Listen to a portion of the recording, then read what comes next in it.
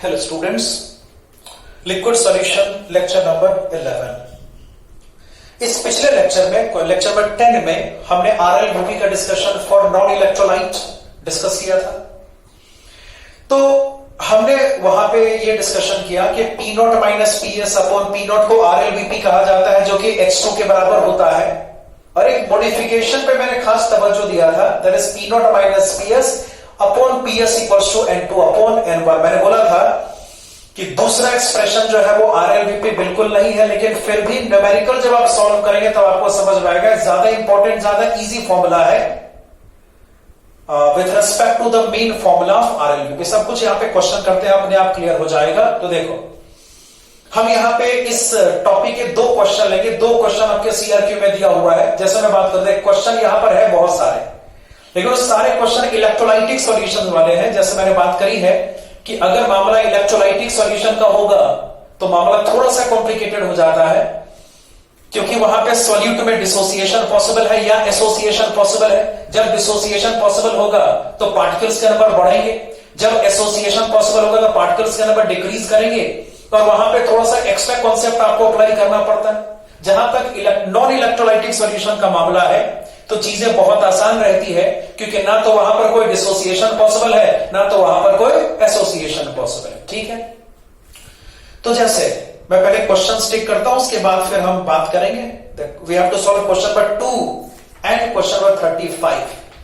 दो क्वेश्चन यहां पे सीआरक्यू में ऐसा है जहां पे नॉन इलेक्ट्रोलाइटिक सॉल्यूशन का जिक्र है और आपको आरएलवीपी का डिस्कशन इसके अकॉर्डिंग करना है। तो आइए बात करते हैं, देखना क्या होगा। See what about question number 2। See the question. The vapor pressure of solution containing 5 gram of non-electrolyte in 100 gram of water at a particular temperature is 2985 Newton per meter square. The vapor pressure of pure water at the temperature is 3000 Newton per meter square. Calculate the molecular weight of the solute. आपको solution का vapour pressure given है, यानी PS आपको दिया हुआ है, आपको P not given है। प्योर वाटर का वेपर प्रेशर, वाटर यहां पे सॉल्वेंट होगा, मतलब आपको यहां पे पी नॉट दिया हुआ है, और आपको यहां पे सॉल्यूट का मोलर मास कैलकुलेट करने को कहा गया है। तो चलिए कैलकुलेशन करते हैं, देखते हैं क्या रिजल्ट आता है। पहले डेटा कलेक्शन कर लो। इस सवाल में पी नॉट आपको दिया 3000 newton per metre square. P naught is equal to 3000 newton per metre square.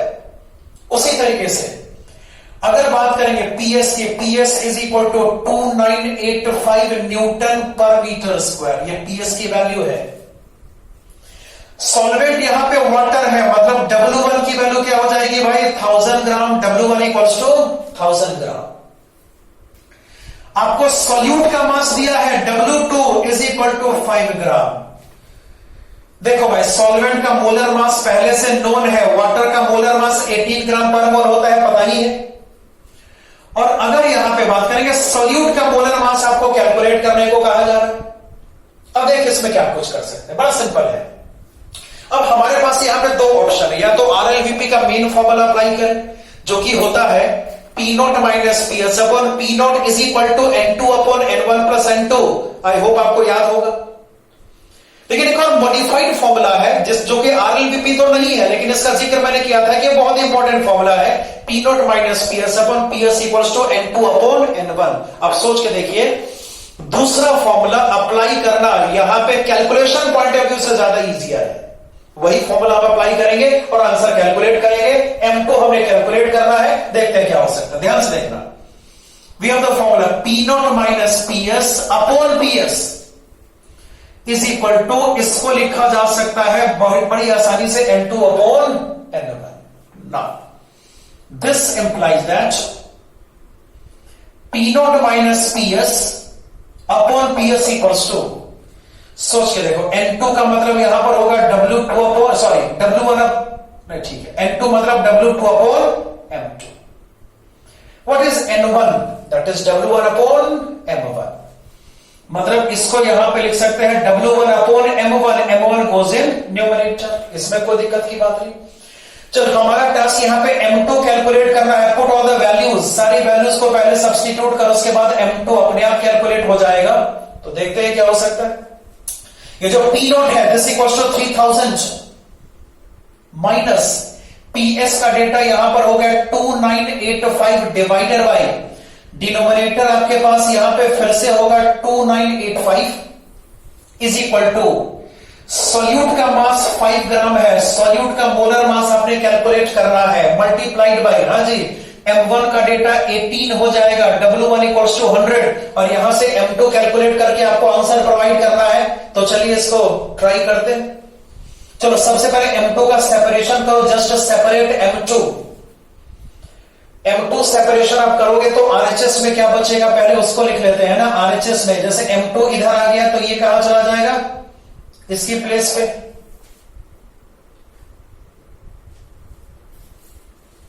Okay, तो कैलकुलेट द फाइनल रिजल्ट। मैं सीधे फाइनल रिजल्ट की बात करूंगा। ये कितना 15/2985, तो मतलब इसको यहां पे ले सकते हैं 5 into 18/100 मल्टीप्लाइड बाई, हाँ जी, 2985 राइट साइड में न्यूमरेटर में जाने वाला है, अपॉन डिनोमिनेटर में कितना जाएगा बोल 15, तो 15 हो गया। अब इसको सॉल्व करके आंसर कैलकुलेट करना है। चलो इसको कैलकुलेट करते हैं।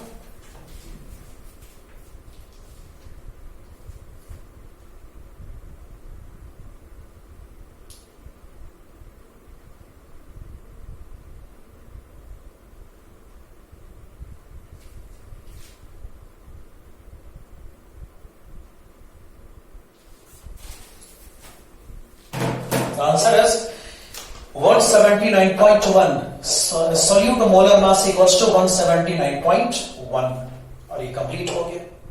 तो ये इस क्वेश्चन नंबर 2 का सॉल्यूशन है। बहुत आसान है, हमने जस्ट फॉर्मूला अप्लाई किया और आंसर कैलकुलेट कर लिया ना। क्वेश्चन नंबर 35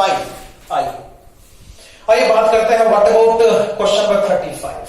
देखते हैं what is the molarity of a solution at a certain temperature if certain amount of urea is dissolved in 180 gram of water in order to decrease the vapor pressure of water by 40%। जरा ध्यान से देख, हमने molarity यहां पे calculate करना है। अब मोलैरिटी कैलकुलेशन के लिए दो तरीके हो सकते हैं। या तो एक तरीका है सीधा फॉर्मूला अप्लाई करो, जो फॉर्मूला हमने डराइव किया था डायरेक्ट मोलैरिटी कैलकुलेशन का, अगर उसको अप्लाई करेंगे तो आंसर कैलकुलेट हो जाएगा, ठीक है। लेकिन मैंने एक और तरीका बताया था ना कि अगर आपको डिफरेंट फॉर्मूलाज याद करने से बचना है तो कॉन्सेप्ट को थोड़ा सा क्लियर करना जरूरी होता है। सोच के देखो, अगर RLBP कॉन्सेप्ट यहां पे अप्लाई कर दिया जाए तो आराम से mole fraction of solute calculate करना पॉसिबल हो सकता है ना। और अगर आप सॉल्यूट का मोल फ्रैक्शन कैलकुलेट कर सकते हैं तो बड़ी आसानी से मोलैरिटी को भी कैलकुलेट करना पॉसिबल हो ही जाएगा। तो थोड़ा सा ध्यान से देखेंगे सारी बातें। मैं इस क्वेश्चन को दो तरीकों से सॉल्व कर रहा हूं। एक तरीका फॉर्मूला मेथड है, और अगर फॉर्मूला आपको याद नहीं रहता है तो थोड़ा स्टोइचियोमेट्री अप्लाई करेंगे और मोलैरिटी उससे आसानी से कैलकुलेट हो जाएगा। तो जरा देखिएगा मैं इसको कैसे करता हूं। यहां ध्यान से देखना, इंपॉर्टेंट क्वेश्चन है और इस क्वेश्चन को मैं दो तरीके से सॉल्व कर रहा हूं। तो चलिए भाई 35 का मेथड नंबर 1, मेथड 1 वही है जो हमने डराइव किया था, मतलब कि फॉर्मूला अप्लाई करेंगे। चलो पहले सवाल को दोबारा देखते हैं। इस सवाल में वेपर प्रेशर में 40% का डिक्रीमेंट है। वेपर प्रेशर दिया नहीं है, exact vapour pressure is not given, लेकिन बस आपको वेपर प्रेशर में डिक्रीमेंट की बात करी गई है कि जब सॉल्यूट ऐड करके सॉल्यूशन का फॉर्मेशन करते हैं तो वेपर प्रेशर में 40% का डिक्रीमेंट हो जाता है, ठीक है भाई। और फिर आपको मोलैरिटी कैलकुलेट करने की बात कही गई है, तो ठीक है पहले डेटा कलेक्शन तो कर लें। P0 नहीं दिया है, मतलब P0 का डेटा क्या ले सकते हैं, x। Let's say P0 is equal to क्या, x ले लो। अगर P0 x होगा तो बहुत आसानी से PS कैलकुलेट करना पॉसिबल है। जैसे क्वेश्चन में साफ मेंशन है कि आपको वेपर प्रेशर में 40% का डिक्रीमेंट करना है, तो अगर यहां पे PS कैलकुलेट करेंगे तो बोल क्या होगा, x में से हम x के 40% को माइनस करेंगे। तो अगर ऐसा होगा रिजल्ट यहां पर क्या लिखा जा सकता है, 0.6 मल्टीप्लाइड बाई x। अगर P0 x है, PS is equal to 0.6 multiplied by x हो जाएगा ना। अगर आप सीधा मोलैरिटी कैलकुलेट करना चाहते हो तो ठीक है, मोलैरिटी कैलकुलेशन अगर सीधा करना चाहते हो, फॉर्मूले से करना चाहते हो तो भी कोई गलती इसमें नहीं है, कोई बुराई इसमें नहीं है। तो ठीक है, just apply the formula m यानी molarity is equal to possible होगा P0 minus PS upon PS into 1000 upon m1। आप याद करिए, ये फॉर्मूला हमने पिछले लेक्चर में डिराइव किया था। तो ठीक है, अगर इसको कैलकुलेट करेंगे, सोचो क्या हो सकता है। पी नॉट का डेटा यहां पर x है, पीएस कितना बोल, पीएस यहां पर है 0.6 इंटू एक्स, अपॉन यहां पे आपको करना पड़ेगा 0.6 into x multiplied by 1000 upon water का मोलर मास 18 होता है, इतना सबको पहले से आइडिया है, देखिएगा सबको। अब इसके बाद इसका कैलकुलेशन अब करके इसका आंसर फाइंड आउट करना पड़ेगा। So do the necessary calculations, देखते हैं क्या हो सकता है। ये हो जाएगा कितना, 0.4x बाई 0.6, 4 बाई 6 यानी 2 बाई 3 इंटू 1000 बाई 18। तो चलिए मैं इसको कैलकुलेटर से निकाल लेता हूं।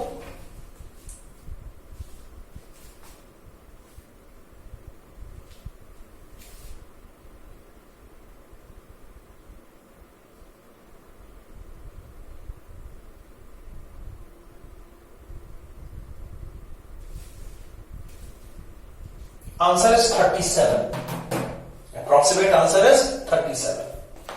मोलैरिटी इज इक्वल टू कितना भाई, 37। ठीक, तो molarity equals to 37 m। Okay, ये तो पहला मेथड है जहां पे हमने डायरेक्ट फॉर्मूला अप्लाई किया और न्यूमेरिकल सॉल्व हो गया। लेकिन सवाल यह है कि एग्जाम में फॉर्मूला कई बार मिस हो जाता है, कई बार फॉर्मूला एग्जाम में याद नहीं रहता। तो ठीक है, जब फॉर्मूला याद नहीं होगा तो न्यूमेरिकल कैसे सॉल्व करेंगे, थोड़ा सा इस पे बात करते हैं। वैसे बेसिक डिस्कशन इसमें मैंने कर दिया था ना कि अगर आप आरएलवीपी का कॉन्सेप्ट जानते हैं तो बड़ी आसानी से x2 कैलकुलेट करना पॉसिबल हो जाएगा। फिर बात स्टोइचियोमेट्री में चली जाती है कि अगर आपके पास सॉल्यूट का मोल फ्रैक्शन प्रेजेंट है तो बड़ी आसानी से मोलैरिटी कैलकुलेशन करना पॉसिबल हो सकता है।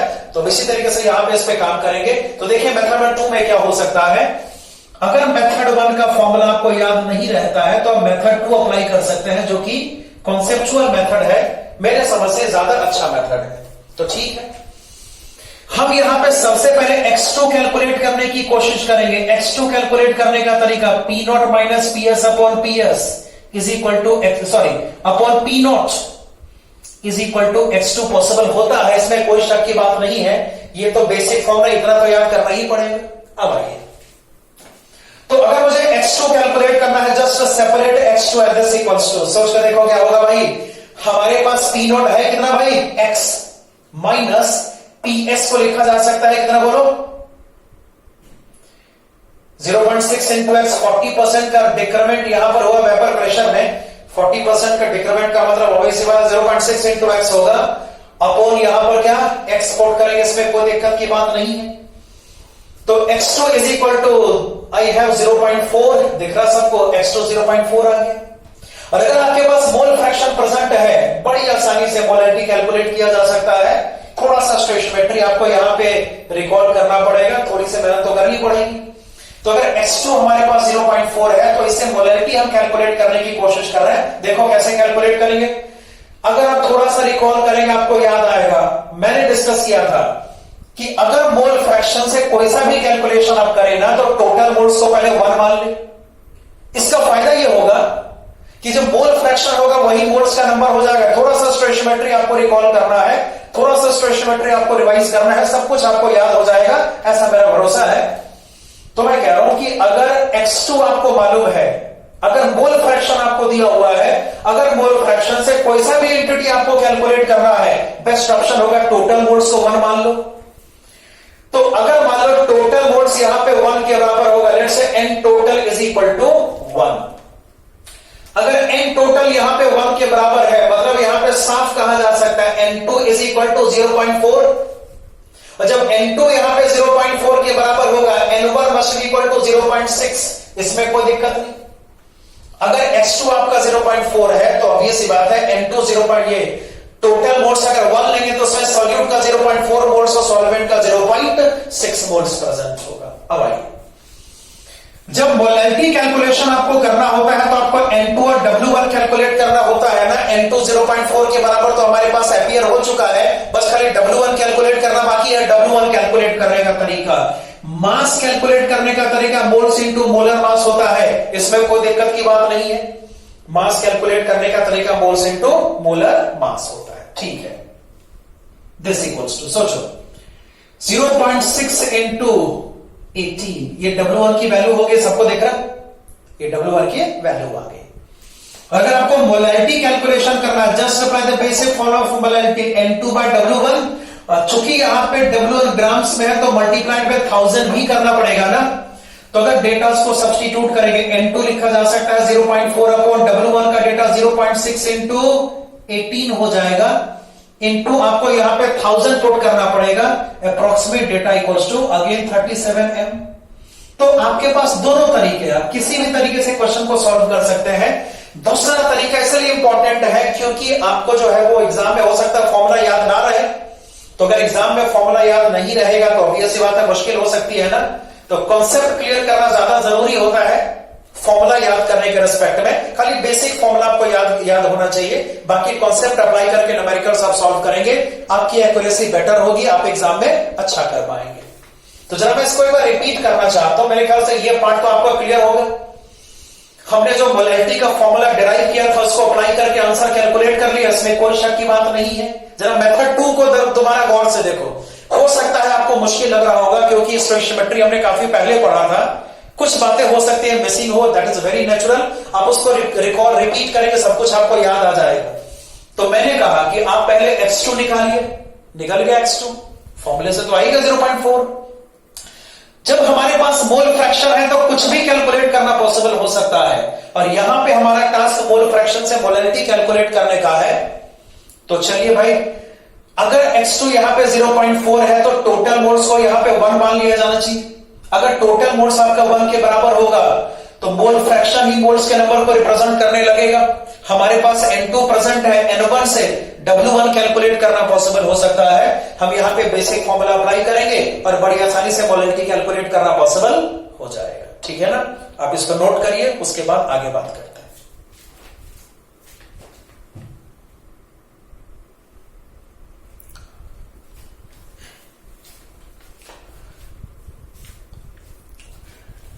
Oats, walls and walkers method.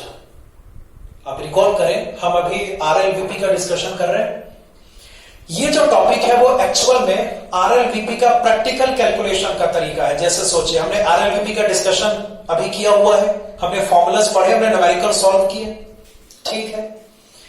सवाल है कि लेबोरेटरी कैलकुलेशन, लैब में अगर आपको RLVP कैलकुलेट करना है तो ये कैलकुलेशन कैसे हो सकता है। लेबोरेटरी में वो कौन सा एपरेटस, कौन सा मेथड होता है जिसको यूटिलाइज करके किसी भी सॉल्यूशन का RLVP कैलकुलेट किया जाता है, उसके बारे में थोड़ा सा आपको यहां पे समझना पड़ेगा। ये बड़ा इंपॉर्टेंट सा मेथड है, that is called oats, walls and walkers method for the practical determination of RLVP। तो सबसे पहले आपको इस डायग्राम को ड्रॉ करना है। तो चलिए डायग्राम में बाद में ड्रॉ करेंगे, पहले कुछ रफ वर्क मैं करके दिखाता हूं। कुछ रफ बातें हैं जो कि मैं थोड़ा सा आपको रिपीट करके दिखाता हूं। कुछ बातें केमिकल इक्विलिब्रियम वाली है जो कि आपको यहां पे फॉलो अप करनी पड़ेंगी, तब जाके ये अच्छी तरीके से आपको समझ में आ जाएगा। तो चलिए, जो डिस्कशन इसके बाद हम करेंगे, डायग्राम के अलावे जो कुछ यहां पे बोर्ड पर होगा उसको लिखना कोई ज्यादा जरूरी नहीं है। जैसे थोड़ा सा रिकॉल करिए, हमने 11th क्लास में केमिकल इक्विलिब्रियम चैप्टर में एक प्रिंसिपल का डिस्कशन किया था, that is called Le Chatelier's principle, ठीक है। उस प्रिंसिपल का ये कहना था कि अगर हम किसी भी रिएक्शन के, किसी भी प्रोसेस के इक्विलिब्रियम को डिस्टर्ब करते हैं तो रिएक्शन या प्रोसेस उन डिस्टर्बिंग फैक्टर्स को न्यूट्रलाइज करके इक्विलिब्रियम को रीगेन करने की कोशिश करता है। इसके लिए रिएक्शन फॉरवर्ड जा सकता है, इसके लिए रिएक्शन बैकवर्ड जा सकता है, एक्सेट्रा। हमने पढ़ा था, थोड़ा सा मैं आपको रिकॉल करा रहा हूं। ये रफ वर्क है, नोट करना कोई जरूरी नहीं है, बस यहां ध्यान से देखना है। We have this reversible reaction, let's say A converts into B, it's a reversible reaction. हमने पढ़ा था कि अगर हम A को इंक्रीज करेंगे, आप रिकॉल करिए, हमने सब कुछ बहुत डिटेल में किया हुआ है। अगर आपको रिकॉल नहीं होता है तो थोड़ा सा नोट्स आपको केमिकल इक्विलिब्रियम का देखना पड़ेगा। अगर हमने A को बढ़ा दिया तो रिएक्शन यहां पर A को कम करने की कोशिश करेगा और रिएक्शन फॉरवर्ड जाएगा। अगर हमने A को कम कर दिया तो रिएक्शन बैकवर्ड जाने की कोशिश करेगा, रिएक्शन A को बढ़ाने की कोशिश करेगा। अगर हमने B को बढ़ा दिया, प्रोडक्ट अगर हमने बढ़ा दिया हुआ है तो रिएक्शन बैकवर्ड जाएगा और B को डिक्रीज करने की कोशिश करेगा। अगर B को हमने कम कर दिया, हमने प्रोडक्ट को अगर कम कर दिया तो रिएक्शन फिर प्रोडक्ट को बढ़ाने की कोशिश करेगा and the reaction goes in forward direction. तो ये एक बेसिक प्रिंसिपल है, that is called Le Chatelier's principle, जिसका यूटिलाइजेशन आपको यहां पे इस टॉपिक में करना पड़ेगा। ये टॉपिक समझने के लिए थोड़ा सा मुश्किल है, तो मैं इसको सिंपलेस्ट पॉसिबल वे में समझाने की कोशिश करूंगा। आइए टॉपिक पे चलते हैं। पहले एक डायग्राम है जो कि आपको ड्रॉ करना है। देखो हमारे पास यहां पे दो वेसल है जो कि आपस में इंटरकनेक्टेड है। एक वेसल यहां पे सॉल्यूशन कंटेन कर रहा है, दूसरा वेसल यहां पे सॉल्वेंट कंटेन कर रहा है। यहां पे सॉल्यूशन, यहां पर क्या प्रेजेंट है भाई? सॉल्वेंट प्रेजेंट है। दोनों वेसल आपस में कनेक्टेड है और जो सॉल्वेंट वाला वेसल है ये एक ट्यूब से कनेक्टेड है that contains calcium chloride anhydrous. ये एक बहुत स्पेशल कंपाउंड है, ये हाईली हाइग्रोस्कोपिक होता है, ये वाटर एब्सॉर्बेंट होता है, ये यूं कहे वाटर वेपर को बहुत अच्छे तरीके से एब्सॉर्ब कर लेता है। हम यहां से ड्राई एयर पास कर रहे हैं, फिर बीच में कुछ हो रहा है जिसका जिक्र मैं करूंगा, फिर यहां से ड्राई एयर बाहर भी जा रहा है।